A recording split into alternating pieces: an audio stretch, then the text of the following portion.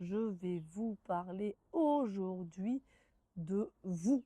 Parce que quand vous êtes dans votre activité, quand vous la créez, que vous avez déjà créé, ou vous êtes dans ce projet de reconversion, eh ben, la priorité, c'est vous. Qui vous êtes, quelles sont vos forces, quelles sont vos faiblesses, quelles sont vos limites.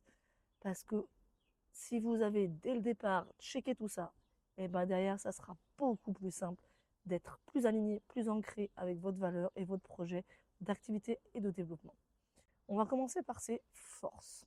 Alors vos forces, c'est pas forcément en lien tout le temps avec votre activité à venir, c'est aujourd'hui qu'est-ce que vous savez faire, quelles sont vos qualités, quels sont vos points forts, quelles sont les missions que vous adorez faire. Je vous donne mon exemple. J'aime communiquer.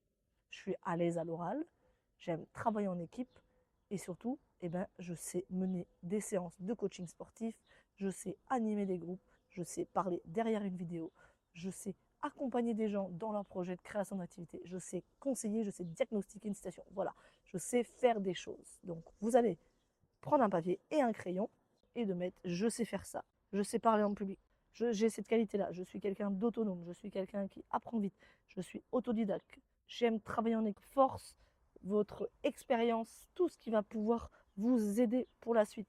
Mais ne faites pas de tri pour l'instant, balancez, écrivez et mettez ça en avant. Ensuite, bien sûr, en face, il y a les faiblesses, on dirait peut-être même axes d'amélioration. Par exemple, eh ben moi, aujourd'hui, je parle vite. Donc j'ai un vrai axe d'amélioration, c'est me poser et parler plus doucement.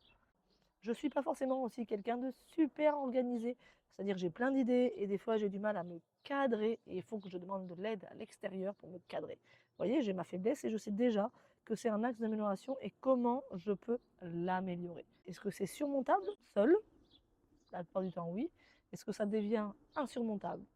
Mais complètement, et pour l'instant, je ne suis pas en état de le faire, et c'est OK aussi. Ou est-ce que vous l'avez déjà identifié, et avec un accompagnement ou des conseils vidéo ou un suivi entrepreneurial, suivi sportif, c'est des choses que vous seriez capable de dépasser. Vous allez lister toutes vos faiblesses, vos axes d'amélioration, et en face, mettre est-ce que c'est surmontable seul, surmontable accompagné, ou est-ce que pour l'instant, ça ne l'est pas, et c'est OK. Et ensuite, vos limites. Alors, les limites, c'est pour le coup plus en lien avec votre développement d'activité, votre projet de création ou même votre reconversion. Exemple d'une limite, je ne veux pas travailler tous les soirs. Je ne veux pas travailler à plus de 20 km de chez moi. Ça peut être aussi une limite de tarif. Je ne veux pas gagner moins de, je sais pas, 1500 € par mois. Ces limites, comme le reste, comme les forces, les faiblesses, ça évolue, mais c'est important de les mettre et de les classifier. Poser ses limites, savoir dire non, ça c'est essentiel. Essayez d'appliquer un maximum ces conseils parce que ça vous permettra de poser des bases solides dans la structuration de votre activité et ou de votre projet de création ou reconversion. À bientôt.